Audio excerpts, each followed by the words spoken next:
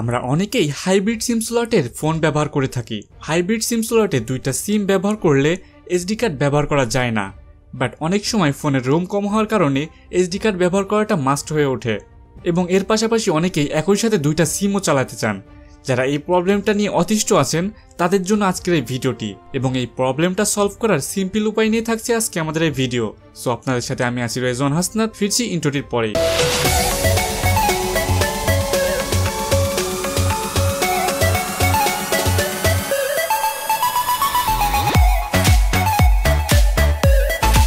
আজকের ভিডিওটি স্পন্সর করেছে গ্যাজেট মানকি বিডি। তাদের সম্পর্কে বিস্তারিত জানতে ডেসক্রিপশন বক্সে দেওয়া লিঙ্কটি চেক করতে পারেন। সো দুইটা সিম এবং মাইক্রো এসডি কার্ড একসাথে ইউজ করার জন্য আমাদের হাইব্রিড সিম স্লট অ্যাডাপ্টার প্রয়োজন হবে, অ্যান্ড এটা আপনি গ্যাজেট মানকি বিডি থেকেই অর্ডার করতে পারবেন।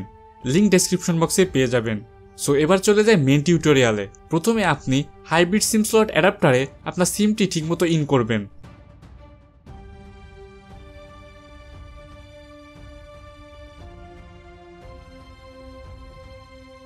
দেন আপনার ফোনে সিম ট্রেটি খুলবেন। ঠিকমতো মেমোরি কার্ডের উপরে হাইব্রিড সিম স্লট অ্যাডাপ্টার চিপের লাস্ট প্রান্তটা বসাবেন, অ্যান্ড খেয়াল রাখবেন যেন ঠিকমতো ফিট হয়।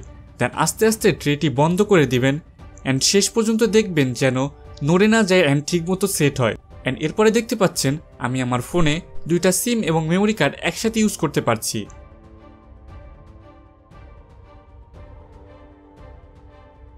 অ্যান্ড আপনারা চাইলে আমার মতো করে ফোনের ব্যাক সাইডে এই চিপটি আটকায় রাখতে পারেন, যাতে এটা খারাপ না দেখায় অথবা ঝুলে না থাকে। আর যদি আপনি ব্ল্যাক কালারের সফট কভার ইউজ করেন তাহলে আপনার লুকসটাও খারাপ হবে না, এন্ড এটা কেউ দেখতেও পারবেন না।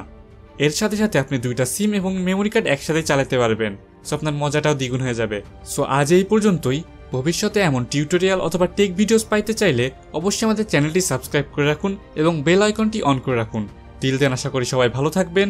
Rezon Hasnat signing off, and we want justice.